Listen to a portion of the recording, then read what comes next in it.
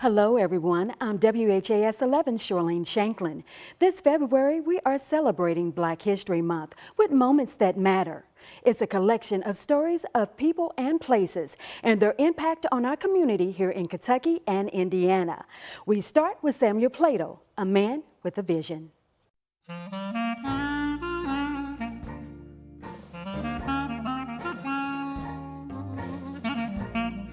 Samuel Plato is a phenomenal icon, architectural person here in Louisville.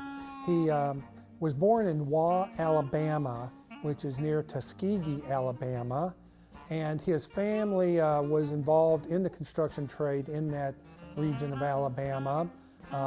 In fact, Samuel built chairs and furniture early on in his career. If you're unsure of his name, there's no doubt about his contributions to the community. They're standing right here in Louisville. Born in 1882, Samuel Plato became an architect, designer, and builder. At 16, he heard the call. So that's when he came up to Simmons College here in Louisville to study to go into the ministry. Plato discovered his gift, and it was creating. He moved to Marion, Indiana to pursue his passion.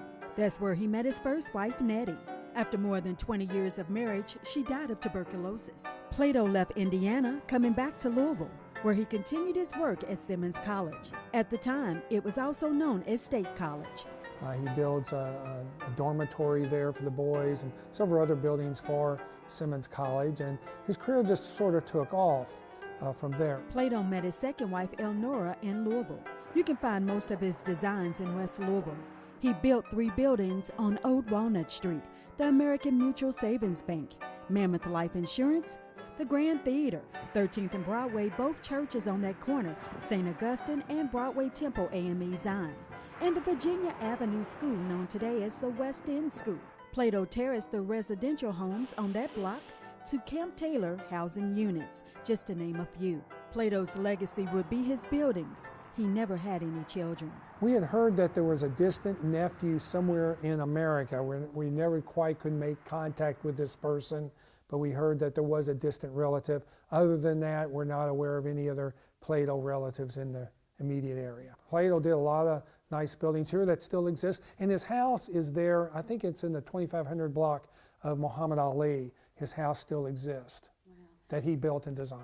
Plato was ahead of his time, getting the opportunity as a black man to create some 40 post offices around the U.S. during the Jim Crow era, something that was unheard of during that time. In fact, he probably built more than he designed. He designed a lot of nice things, but he was also a contractor. And during World War II, he built a lot of military barracks, primarily in the Washington, D.C. area. But I think he did some here in the Louisville area, perhaps, as well. In 1957, Plato died of a blood clot at Jewish Hospital at 75 years old. He is buried in Louisville Cemetery there at Eastern Parkway and Poplar Level Road. Samuel Plato's work continues to inspire today's architects. He was one of the first black architects to win federal contracts promoting diversity in the workplace. In the story, the historian mentioned that no one could find the great-great-nephew. They are somewhere in America. Well, I found not one, but 2 nephews, and they live right here in Louisville. I sat down with the great-great-nephew that actually followed in Plato's footsteps and the many contributions he's making in the community as an architect. Now to a story of tenacity and triumph. A Louisville woman's mission to get her parents' West Louisville home back could open doors for others looking to do the same. WHAS 11's Bobby McSwan and photojournalist Ian Hartwick introduces us to Mary Hall. If you drive through Louisville's historic California neighborhood, you'll see shotgun homes, green spaces, and probably Mary Hall. When I was growing up, everybody just knew everybody. With this parent, that parent, they take turns watching kids while, each one went to work or, went to the store or whatever. 66-year-old Hall remembers the strong sense of community surrounding her childhood home at 1618 West Kentucky Avenue. We had our own stores, our own beauty shops. Those stores now gone. Her former home, a shell of what it once was, an empty lot with a shed in its place. I just want to get it back like it was. better than what it was. Hall is one big step closer to her dream, having successfully purchased the land where her childhood home once stood. Hall says her mother was forced to move in 1989. Inspectors said the home was uninhabitable due to a faulty heater. 2 years after Hall's father died, the home was later torn down. My mother was never the same after they took her house. She says her mother could not afford the repairs, and after nearly 5 years, the Jefferson County Land Bank took control of the property. They demolished Hall's childhood home. It's just hard when you have so much and then you have nothing. Her parents' furniture, keepsakes, pictures, all gone. The losses make Hall cherish her grandmother's former home, in which she now lives, even more. This was when my grandson was little and he was inside the house. For years, Hall fought with the land bank to get the land back while taking care of her ailing mother and grandmother. And in 2021, she finally won. Because of her tenacity, the land bank adjusted its policies to allow family descendants to reacquire land after paying $250 and providing a detailed plan on how the land will be used. Tia Bowman, real estate program supervisor with the land bank, says it's about equity. Bowman says she knows the effects redlining and urban renewal had on Black communities. These policies were directly connected to keeping Black home ownership low and depreciating their home values.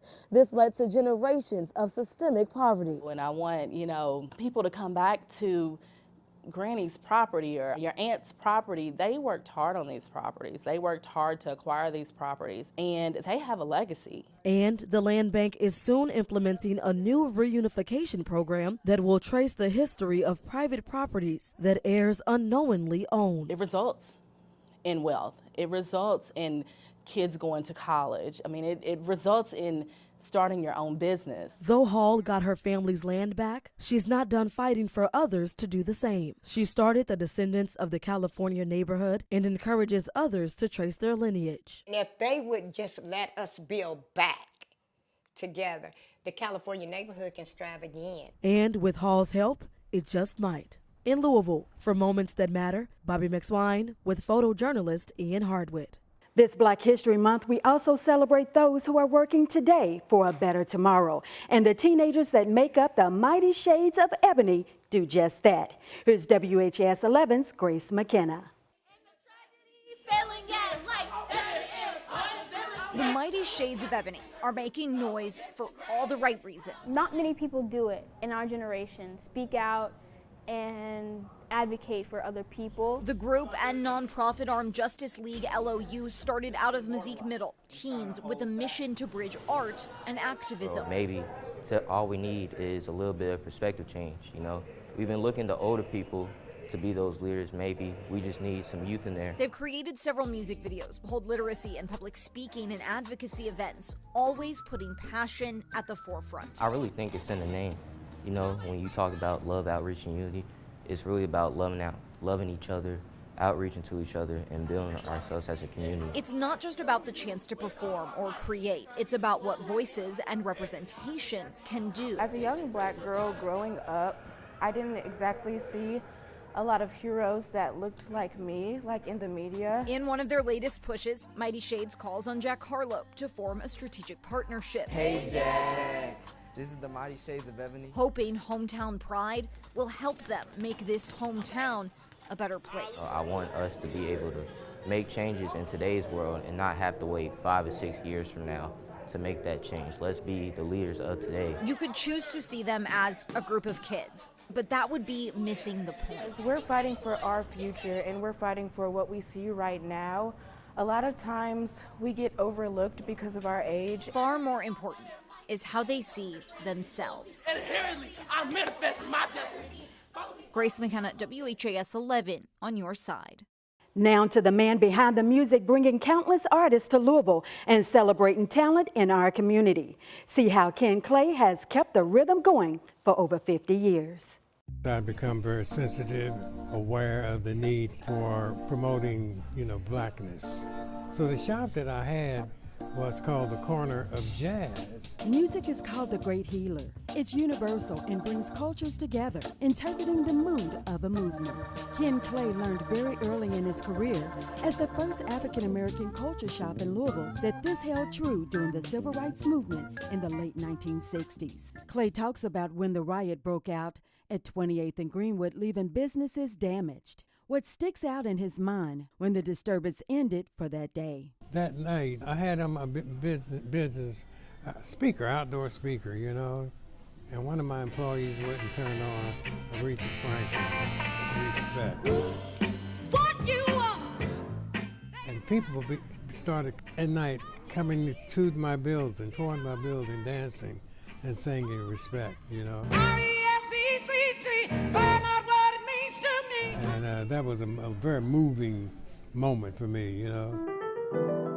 Clay talks about growing up in Louisville and the fond memories he shares. First 18 years of my life I spent in College Court housing projects. So it was just a wonderful, wonderful era and a wonderful, wonderful feel growing up in the projects. I was right across the street from what was then called Municipal College, which was the black college in Louisville, you know. Today, we would know the school as the University of Louisville. As for the property, today, that's Simmons College of Kentucky. His life experiences and personal love for the arts landed him a career spanning over 20 years at the Kentucky Center for the Arts, helping give a new spin to the Midnight Ramble and creating events and programs like Arts Reach. Well, let me first say that when I went to Kentucky Center, I was put into the programming department. There were two of us there. I felt a need to get black people to come to the events at the Kentucky Center for the Arts. In this photo, you see the Negro Ensemble with young rising stars Samuel L. Jackson and Angela Bassett.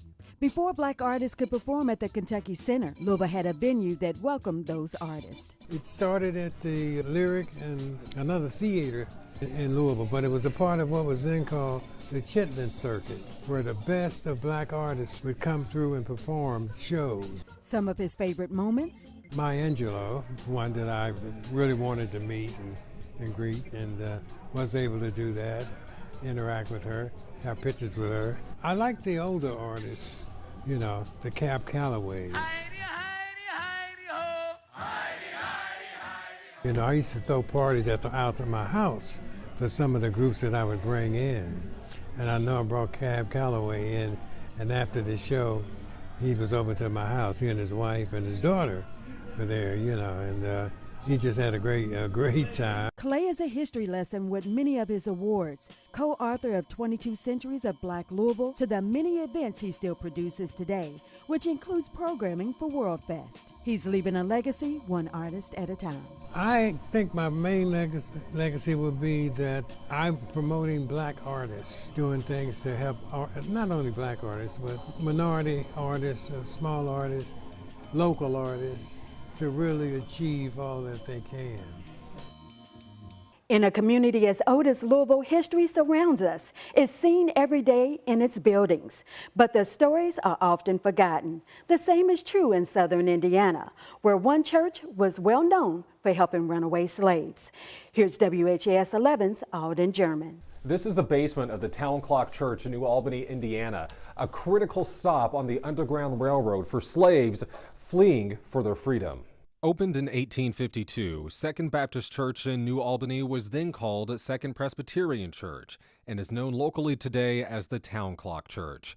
It served multiple roles: a place of worship, a navigational point for 19th century steamships, and a symbol of freedom for slaves. This would be one of the first sets of allies, of a real story of allies to black individuals that were helping the freedom seekers be able to take refuge in this church coming from a hostile environment of slavery in Kentucky. Chauncey Roberts is a trustee for the Town Clock Church and a gatekeeper of its history. He says some members of the church were very outspoken in their disdain for slavery. At some point in the mid-1800s, the church began to help slaves in any way they could. Word inevitably spread, and it became the target destination for countless Kentucky slaves on the Underground Railroad. It was very, very open that it was going on here, and a lot of people frowned about what was taking place here, but these people were very, very adamant about helping the freedom seekers. Those people were abolitionist members of the church sympathetic to the runaway slaves. One of them being the pastor's wife, Lucy Bishop. Members who opposed helping the slaves eventually split off and started a new place of worship, believing it was up to God to solve the slavery problem. Someone used to actually climb the stairwell and sound the bell on Sunday to summon the worshipers. Slaves in Kentucky weren't going to wait. Risking their lives at night, runaways would swim, use skiffs, or even wade across the Ohio River if it was low enough. Runaway slaves couldn't just walk in through a front door. They had to use the cover of darkness to try and evade bounty hunters that were after them. Oral stories passed down through the generations say that they had to sneak in through very tiny spaces, such as this old coal chute. This is the actual ground that slaves actually walked on right here. A common misconception about the Underground Railroad is that there were literally tunnels underground. For Second Baptist Church, however, it was true. This tunnel led to the DePaul Hotel across the street, which Mr. DePaul was sympathetic toward the cause, and he allowed the African American soldiers to take refuge in the building across the street. Lucy Bishop, the pastor's wife, came down here and she did her missionary benevolent work. The oral story says she traveled from down here in the church back and forth with medicine and supplies to help the freedom seekers. After the Emancipation Proclamation freed slaves nationally and the decades passed, the story of the church's work faded. Second Baptist Church fell into disrepair but finished a years-long restoration in 2016. It now stands as a relic of a bygone era of human atrocities, but also hope. For longtime members like Barbara Good, its history is part of its appeal. When I came in '86, I didn't know anything about the history of this church, didn't know that it was Underground Railroad, none of that. Then after I got here, I started hearing little. Then you get more interested because you hear how the people before us struggle to keep this church alive. We want to be an all-people church. Everybody's welcome. Today, membership is small, but the strive to keep the church's legacy alive remains as strong as ever. For Moments That Matter, Alden German with photojournalist Jessica Farley and editor Joe Federley, WHAS 11 News. When you drive down Broadway, you come to Cecil Avenue. What you may not realize, at the end of that street was once a racetrack. Here's the story of historic Miles Park. It has an interesting history. People don't recognize a racetrack has been down in West Louisville at that location. I think it was constructed in 1907 and opened in 1908. When the Kentucky State Fair began there, and they stayed there until 1956. Then General J. Fred Miles, a Louisville businessman and sportsman, leased the racetrack to race thoroughbreds in June of 1956. In 1957, the racetrack was extended to 5 furlongs, 5/8 of a mile, and the racetrack that same year was named Miles Park in honor of General J. Fred Miles. Known as West Louisville's racetrack, General Miles sold the track in 1962, which ultimately closed in 1975. But it made a lot of history by starting the Junior Derby. Plus, the track had a unique design. The charm of Miles Park was the fans, because it was a smaller oval, had a better view of the races. The races were closer. Fans who attended the track heard a familiar song before every race. The tune they played over the loudspeaker system a few minutes before each race, and it was the Bridge Over the River Kwai. Even though segregation was top of mind in the community, we learned that not only did African Americans participate, but they thrived in the segment of racing. When I worked there, and when I, as a teenager, started going with my father in the late 60s, it was indeed, in fact, it was West Louisville's racetrack. I can remember a prominent black trainer who won the Junior Derby that was their biggest race in, I think, 1962, named Carl Sitgraves. And a lot of the fans were local from all around the neighborhood. And when I was there, yeah, it was quite a diverse place. Louisville's own Muhammad Ali even visited the track, coming out to support the Cook brothers. Those who remember Miles Park also remember the devastating fire. That was a tragic fire. I think it was in May of 1964, shortly before the race meeting was to start. And it was terrible. I think it was in an afternoon, and a barn caught on fire. There were old wooden barns dating back to the 1908 construction of the fairgrounds, and horses, obviously the horse people got the horses out of the barns as quickly as they could, but tragically, I think 27 horses were killed. With so many memories packed in this one track. The characters down there, it was just a very diverse, crazy place. A lot of odd things happened there. It had a lot of character in its own unique way. And I think a lot of people have fond memories of the place for a lot of reasons. We want to thank you so much for watching Moments That Matter Special. You'll find all of these stories on WHAS11.com. I'm Shirlene Shanklin. Have a great day.